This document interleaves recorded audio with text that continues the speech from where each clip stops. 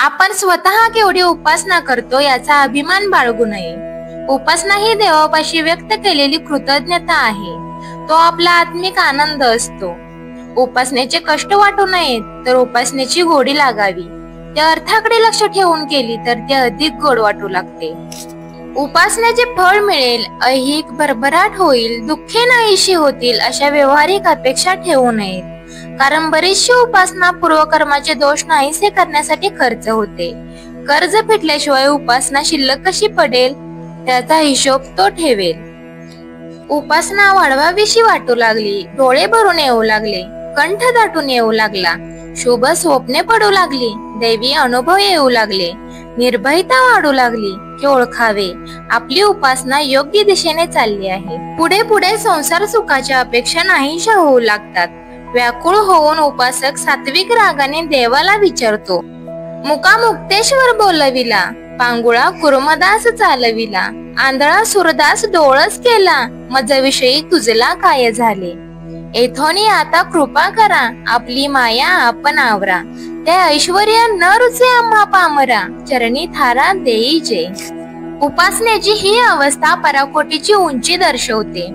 ती येणे उपासकाच्या व्याकुळतेवर अवलंबून असते, पूर्वकर्माच्या ओझ्यावर अवलंबून असते. निरपेक्ष प्रेमाने प्रखर उपासना करीत राहणे हेच उत्तम. स्वामी महाराजांच्या शिकवणीनुसार भक्त हा केवळ मंत्र जप करणारा किंवा नित्य नियमाने पूजा अर्चना करणारा नसतो. भक्त तोच जो नम्र असतो, सेवेमध्ये रमतो आणि अहंकाराशिवाय जगतो.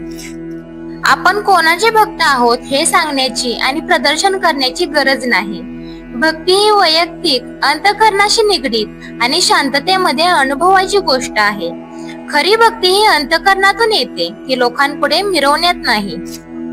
भक्तीला शोभणारी वृत्ती म्हणजे आपण काहीच नाही, आपण शून्य आहोत, सर्व काही स्वामीच आहेत ही भावना अंगीकारणे. जो खरा भक्त असतो तो आपली भक्ती लोकांना दाखवण्याच्या मागे लागत नाही. कारण त्याला माहित असते की आपले आणि स्वामींचे नाते हे अंतःकरणापासून आहे. मिरवणाऱ्यांची भक्ती टिकत नाही. एखादी व्यक्ती भक्ती मिरवत असेल तर त्यामध्ये गर्व येतो. गर्वाने भक्ती कमी होते. जेव्हा गर्व असतो तेव्हा भक्तीचा प्रकाश कमी होतो आणि अहंकाराची सावली वाढते. अहंकार व्यक्तीला हळूहळू अधोगतीकडे घेऊन जातो. मी किती मोठा भक्त आहे, स्वामी माझ्यावर किती कृपा करतात, अशा गोष्टी मिरवल्या तर त्यामधील साधना आणि सेवाभावी वृत्ती हळूहळू लोप पावते. कारण जिथे अहंकार येतो तिथूनच भक्ती निघून जाते. स्वामींची कृपा ही त्या भक्तांपासून दूर जाते जे ती दाखवण्याचा प्रयत्न करतात. खरी भक्ती ही गुप्त असते. जशी एखादी नदी मोठा आवाज न करता शांतपणे वाहते, तशी खरी भक्ती ही शांत आणि खोल असावी. गुप्तपणे केलेली सेवा आणि न बोलता केलेली मदत आणि कुणालाही न दुखावता केलेली साधना ही खऱ्या भक्तीची ओळख असते. कृपा ही मोठ्या पुण्याने प्राप्त होते. जर आपण तिचा उपयोग आपली कीर्ती वाढवण्यासाठी करतो तर ती कृपा दूर जाते. कारण ही कृपा म्हणजेच एक वरदान आहे. त्याचा उपयोग हा केवळ साधनेसाठी आणि सेवा करण्यासाठीच व्हावा. तिचा बाजार मांडणे कृपेचा अपमान आहे. आपण किती मोठे भक्त आहोत हे मिरवणे म्हणजेच इतरांना कमी लेखणे. जेव्हा एखादा भक्त आपल्या भक्तीचा गर्व मिरवतो तेव्हा तो अनेकदा अघोषितपणे इतरांना कमी लेखतो. भक्ती करताना जर आपण आपली प्रतिमा उभारण्यातच लक्ष घालत असू तर आपल्या आंतरिक शुद्धतेकडे दुर्लक्ष होते. त्यामुळे अशा भक्तांना संकटे येतात, त्यांच्या साधनेमध्ये अडथळे येतात. म्हणून मिरवण्यापेक्षा स्वतःच्या सेवेवर लक्ष केंद्रित करावे. रोजचं स्वच्छ, साधे आणि सेवापूर्ण आयुष्य म्हणजेच भक्ती. ज्या व्यक्तीचे आचरण नम्र आहे तोच खरा भक्त. म्हणूनच मी भक्त आहे हे ओरडून सांगण्याची गरज भासत नाही. लोक तुमच्या वर्तनावरूनच ठरवतात की तुम्ही कोणत्या विचारांचे आहात. जेव्हा आपण भक्तीमध्ये खऱ्या अर्थाने जगू लागतो तेव्हा लोकांना ते जाणवू लागते. आपण काहीही न बोलता केवळ आपले वागणे, बोलणे, शांतता आणि सेवाभाव पाहूनच लोक म्हणतात की हा खरा भक्त. हेच देवालाही अपेक्षित आहे. जसे सूर्याला मी प्रकाश देतो हे सांगण्याची गरज नाही, त्याच्या तेजाची महती संपूर्ण जगाला माहित आहे.